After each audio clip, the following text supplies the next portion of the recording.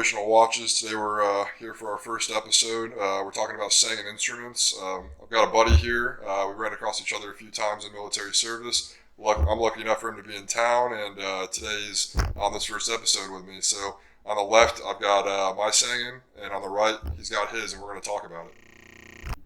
All right, guys. So on the left, we've got my Sangin in brush configuration, and on the right, we've got my buddies here in DLC configuration. You mind telling us a little bit about why you chose this Sangin and more about it? Yeah, sure. So mine's in the diamond light coating, kind of like you said. When the Kinetics first came out, I don't even think they had the brushed yet.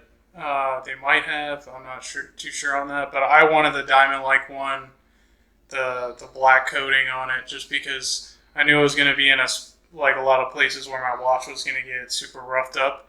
And I didn't want those scratches showing too early. And it is possible to scratch the diamond light coating, but it's a lot harder. But that's the main reason I chose that. And then you can get this in a loom bezel, but I kind of like the look of the non-loom bezel. So that's kind of why I got mine. And obviously you can put like whatever straps you want on this strap. I have the Prometheus Design Works nylon strap with the titanium buckle features on it. Okay, fair enough, man. Yeah, that totally makes sense. On my end, I suppose the difference is I bought mine in brushed. At the time, I wasn't really doing a whole lot of operational activities, so I wasn't too worried about getting roughed up, and naturally, I wasn't too worried about the shine reflecting off of natural light. I opted to stay with the traditional, I guess, rubber Sangin strap, which I've had no issues with so far. Apart from that, what can we really dive into here? We've noticed this big trend separating kind of military end users in the watch community, right? We kind of saw a lot of Casios, a lot of Timexes, a lot of G-Shocks, and now we're kind of moving toward this more ruggedized platform of kind of a quartz movement, a stainless steel housing, and a bezel. I mean, what do you think about that? Why do you think that is? I don't know. I think that there's multiple sub communities of watch users within the military and intelligence community, but at the same time, I think this is the first company that's ever come out with a watch that they make themselves, handmade by basically two dudes. So I think it's a unique thing, and that they've come into this community and created watches that are purpose driven, and I would venture to say affordable, because tool watches from companies Seiko or Breitling or all those are very expensive watches, and I'm sure many people who work for the government don't have a crap ton of money to be able to buy a lot of those watches. So I think this is a nice middle of the road watch that will definitely hold up to time and use in the operational environment. Yeah, I gotta say, I definitely agree with you. I mean, they're built like tanks. We got 316L stainless steel. As far as the construction by itself, you can't get better than that for the price point, I think. On top of all that, I mean, you have a quartz movement, obviously, as opposed to a mechanical automatic watch. It tells time and it does it well, right? You're not going off 30 seconds a day. You're not throwing off over the course of a month by minutes, and it's effective for the end user, the warfighter, whoever it may be. It's whoever has it on their wrist, essentially. I suppose the transition. What do you think about their availability, and what do you think about their pricing? Well, the availability, I think, is mainly due to the fact that it's, like I said, two guys making watches. So they'll probably make 100-something watches and then do a drop. And they sell out pretty quick. But also what we see a lot is these watches will sell triple their value on eBay and stuff like that, and other third-party sales. So I think the availability of it is just mainly due to the time and the effort that these guys put into these watches and making a good product. And I think that's what drives the third-party sales up, is just the availability of them. And I think, at some point they may get to a point where they might have watches that are available a lot sooner and in larger quantities, and then maybe that'll bring the third-party sale price down. But either way, like I think you will get a good product if you buy one, whether it's third-party or from them directly. Yeah, those are definitely fair points. I mean, as we've seen, I think everybody knows with Rolex going through the roof and with Tudors going through the roof, even on some of the Omega models have been going through the roof. And I mean, as you stated before, I mean, this is really for that government military community, something that's affordable. And I think at the end of the day, they can go to sleep knowing that their watch is either retaining its value at the very least, or at least if they can sell it if they ever need to, and it's worth more because that availability is lower end. Like you said, it's smaller run shop, and the watches are being produced a lot slower. Yeah, and I think that like what's important is that if you buy one of these watches, you're going directly back to a veteran-owned small business, and that's something you don't get when you buy a Rolex or a Seiko or a Tudor or a Breitling, which is not necessarily a bad thing. I mean, but I think just the fact that you know that it's going to a veteran-owned small business is like a big factor for people in the government community who buy and wear these watches. Yeah, definitely. I couldn't agree more. I mean, it's kind of for you, for people that have done similar things or similar services, and they've been there, they've done it, and it's kind of that experience is translated across the board into these watches, I believe. Mm. So let me ask you this: yours is the DLC model. What do you like the most about your model? I like. For the most part, I like just the ruggedness of the watch. I mean, this watch has been through, this is probably my most used Sangin.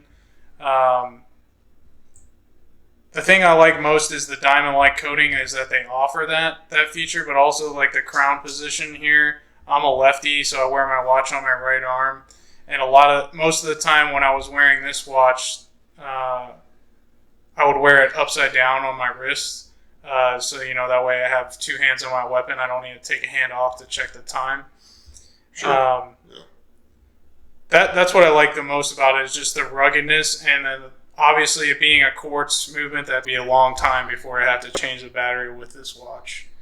Okay. Yeah, that's fair. I think for me, like I said, I wasn't really doing a lot of in the wood stuff anymore by the time this guy came around. I think I already come back from deployment and basically found out about Sangin and thought I'd give him a shot. But what I can say is, I use this model for everything that's rough and tough. I mean, whether I'm doing camping, whether I'm going to the gym, really anything that I just don't feel comfortable wearing any other watch, because I don't feel it's intended. Most watches aren't intended for super super harsh use. I mean, there's some divers that can take a lot of beatings and they have a high water rating or depth rating. However, for these Sangins, I mean, we have a 300 meter water resistance rating. So on top of all that, we know they're rugged, reliable. And I mean, I'm not doing diving operations with this, and I know you're not doing diving operations. But I think somehow it's reassuring to know that it can take that kind of abuse. Yeah, I definitely haven't taken this watch down to 300 meters, but I have worn it in salt water while I was doing some like snorkeling stuff, and it held up well. I kind of, at the beginning when I first got it, I think I did do a trip to Florida, and I took it out in the saltwater with me, and I kind of was skeptical of like how the watch was going to look after I got back, but I just rinsed it off with some fresh water, and it's held up. So definitely haven't pushed it to the 300 meter limit, but I've taken it in saltwater. So. Yeah, well, that's a fair point as well. I think really these watches look good taking a beating. I mean, you can scuff them up, you can scratch them up. I never once thought, I'm gonna go polish my Sangin, right? My Kinetic too. It seems like every scratch I get on there, it kind of either tells a little bit of a story or it just kind of builds into the character of the watch. And I don't know if that's your experience as well, but that seems to be kind of with every nick and grain off detail I get on this watch. That seems to be the way my thinking is going forward. Yeah, and you can even see on mine, I had the diamond-like coating, and you can see some blemishes on the crown there and on the bezel. It's hard to see, kind of like right in there on the bezel, I have some blemishes. And that's just from it clanking around when I have my rifle on me. But, I mean, even so, I feel like a lower end watch, you definitely would notice like scratches, especially with those plastic faces. And the cool thing about these is they had a that crystal watch face, so that this is like almost unblemished. And there's certain times I guess you could blemish it if you had something hard enough strike it, but it'd be very difficult to get a blemish on the actual face of the watch. Yeah, I agree. I think going back to what I used, I remember being in Afghanistan, and I was using a Sunto at the time, and I remember that getting scratched up. That bezel looked horrific by the time I was done with it. I could barely recognize it. And on top of that,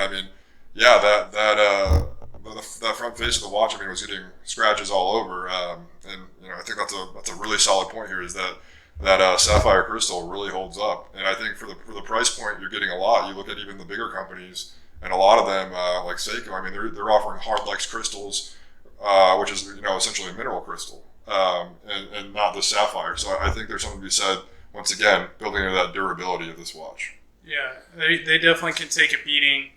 And if you're looking for a tool watch that is middle of the road price point, but superior quality, I think Sangin can definitely provide that for the end user. Okay, so far we've talked about kind of what we like about these, what makes these really stand out. And there's obviously a lot of other veteran-owned or military-owned brands that we could get into, but for now, we're really focusing on the Sangin Instruments here. With that being said, we're talking about the price point. For the market, we're looking at MSRP anywhere from $600 to $750 roughly across the board for Sangin. I know there's some exceptions. And aftermarket, really we've already kind of touched on this, but depending on the model, depending on the collaboration, right? I've seen them all the way up to like $1,800, $2,400 on eBay aftermarket. Of course, as we're talking about Kinetic Gypsy here, but apart from that, even the others, they go for anywhere from $800 to $1,000 pretty regularly, just a little bit over market. Or if you're lucky, on some of the forums, you can get them maybe for $700 or just at value, or maybe $50 below. With that being said, what do you dislike about them? There's not a whole lot to dislike, especially about the Kinetic 2. It depends on what your expectation is for a $600 to $700 watch. If you're really into the fine movements of the bezel or something like that, I don't know how much you would like this, but if you're just looking for something that you're willing to take out in the wilderness with you and take out in the operational environment with you, this watch will get it done. It doesn't have some of the finer gentleman-like features to it that some other watches may, but I don't have a whole lot of things to say that I don't like about this watch. You have one too, so what do you think about yours? Yeah, I think you touched on most of what I would say. I would say a few caveats would be, knowing this is not a kind of this weird hybrid between a tool watch and a diver watch, and these bezels aren't going to be ultra smooth and gliding and super, super clicky. They're kind of more in that gritty functional category where you're not accidentally going to bump the bezel. However, at the same time, it's definitely not something that you're just going to be able to actuate, consistently, repeatedly with two fingers. It's something you're taking, that top portion of your thumb, that bottom portion of your index finger, and you're really running that bezel, right? Just like you said, operational use. They know the environment, they know the end users, and I think the end users are going to be hard on their products, and I think there's a few benefits to that, right? I think it prevents accidental over travel, and at the same time, I think it's also just going to be harder to mess up. Yeah, and it's worth noting too that these are the pilot models. So the regular Kinetic, I don't own one of those. The Kinetic 2s, they don't have numbers on the bezel, so this was purpose built for a pilot setting. So I would venture to say, I don't know this for sure, but maybe it was something that they purpose built for a pilot. He's going to need those numbers to time things. And, if he's got a lot of instruments up there in the cockpit that he may be banging his watch up against, maybe he doesn't want to accidentally move his bezel. And I would venture to say that a pilot probably is in a better place to actually take the time to like move his bezel, without having like a bunch of like outside factors bearing down on top of him inside of a cockpit. Whereas, like maybe an operator or like someone on the ground would want an easier bezel to move. But I guess that's kind of like a moot point. But if you're buying one of these, just know that the bezel isn't going to move very finely, and we don't know for sure if that's something that Sangin intentionally did or that's just a design the way it was made. Yeah, fair enough. I think apart from that, I've got 2 points. I mean, the first, it's both a positive and a negative. One is availability, right? Mm-hmm. So the positive side of availability is you're retaining, as we've already discussed, the price index of your watch that you bought, and it's either going to somewhat retain value or grow in value. However, also the downside is, availability is you're not getting these for MSRP whenever you want off the shelf, and they're not ready, and that also plays into their value and into Sangin Instruments, frankly, as a company. Now that's the first point. The second point, really, which I feel like is a more serious point, is the Loom, right? So we're talking about Super Luminova here, and we've looked at a fair amount of watches today, right? And we've shut the lights off, made sure we had some good Loom prior, and checked the Loom on various watches, various divers, and GMT functioning watches. And so, what do you think about the Loom? I'll start dimming the lights here, and we can go over it. But I'm just curious on the quality and the grade, because this is the only concern that I can really see. So we found out today that these two watches were actually made one day apart. So I guess the brush was available was made around the same time as the DLC one that I have. We noted that my Loom is almost significantly brighter, and it may be more noticeable with the naked eye. But I noticed that my Loom kind of looks brighter than his, and our watches are only one day apart made. So there is a little bit of variation there in quality of the Loom. So I think a more serious consideration would be the Loom here. And what we're talking about is the quality of the Super Luminova. So on the left, once again, we've got my watch, and on the right, you've got your watch. And what do you think about that? What would you say about the Loom quality of these Sangins, as compared to one another, but also as compared to other watches that we've looked at today? I definitely think like there are other options out there if Loom is very important to you that you could get that would probably have brighter and longer lasting Loom. But it's hard for me to introduce this to the camera, but to the naked eye, it looks like my watch is brighter than his, and that may just be because his is the brushed. So the dark case of my watch and the dark bezel contrasts the Loom more, but it does seem like my watch is slightly brighter than his.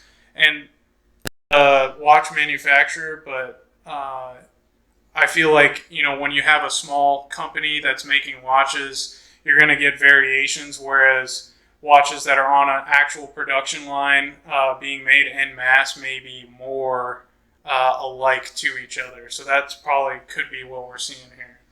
Yeah, definitely. And as we both know, these watches were essentially made 24 hours apart. They're one day apart. And so relatively same time production. But as you stated, there could be a lot of explanations, whether it's the coloration, it's playing eye tricks, or it could just be those minor changes between watches. Regardless, as I think this is between this and the bezel, the only significant negative attributes of this Kinetic 2, I would like to introduce just a traditional Seiko diver, just to see the difference, and just put it next to both these, and just show everybody essentially what we're talking about here when we're talking about that Loom quality. And note that while we're not comparing the Seiko, these Sangins by any means, what we are doing is we're comparing that Super Luminova. And just as far as price point, that this Seiko MSRP is roughly $600. You can get them on eBay for about $350, $400 pretty regularly.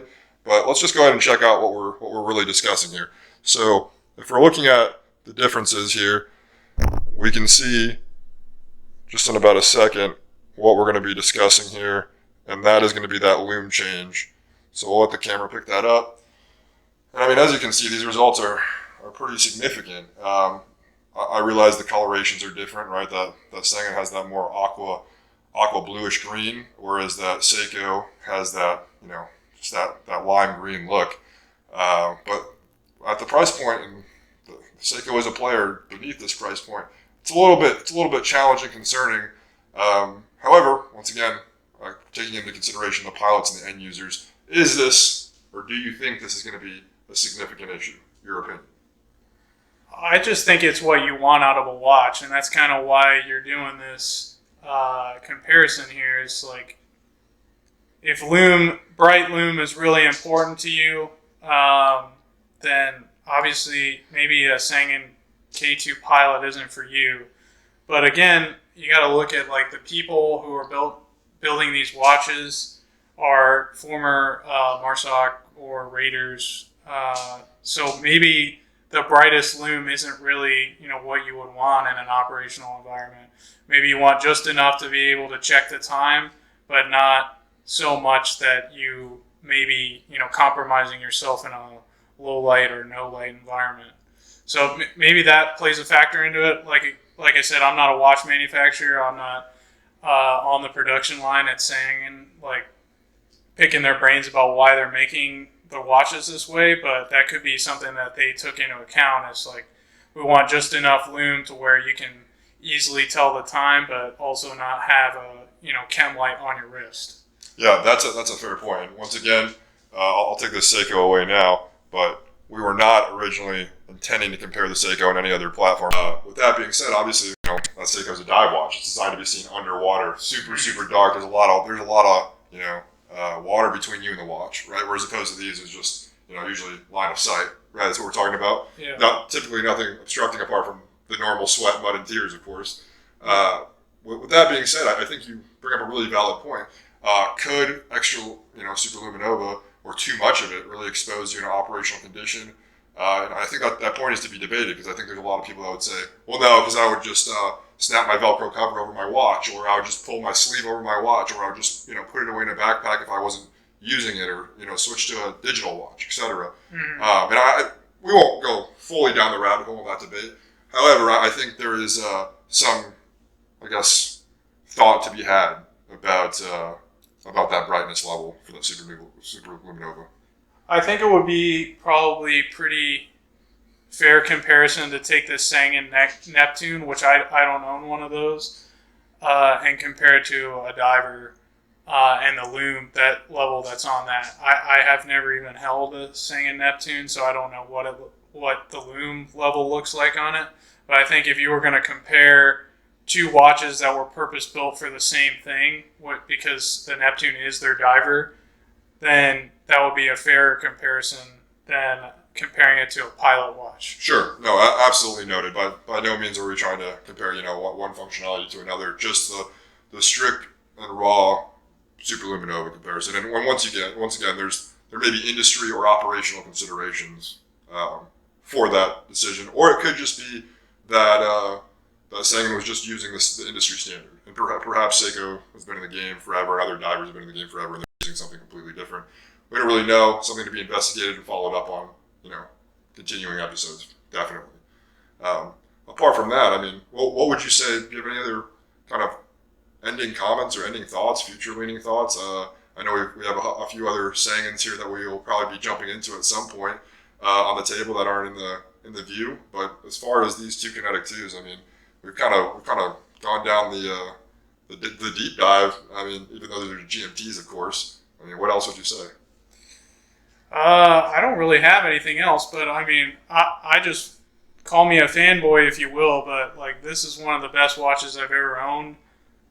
Personally, I don't have like a whole collection of watches like some people may have, but I've definitely had some really crappy watches that I paid a lot of money for that didn't hold up, and this is not one of those. So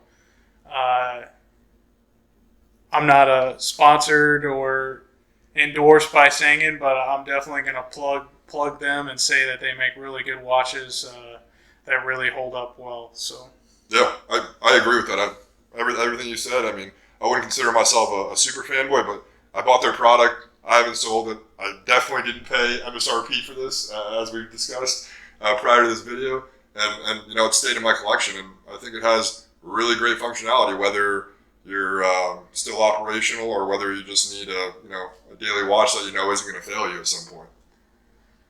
yeah, definitely a tough watch. I don't wear this one as much as I used to, but I do wear a Sangin pretty much every day, different model. But right now, that's just, I think, the best option for me. But if I find myself, in the mud and the dirt again, I'm definitely putting this watch back on. Yeah, that's fair. Well, man, this is going to complete our first episode. I really appreciate you coming on and talking to me about your Kinetic 2 DLC model, especially in comparison to my brush model. I mean, I think it means a lot to specifically since you were wearing this when you were still tumbling around. Yeah. Thanks for having me on. It's been really fun talking about it. Yeah, hopefully we'll do some follow-on episodes, and this will just serve as kind of the initial introduction of what we're really about here at Operation Watches. So, all right. Thanks again, man. Yeah, thanks.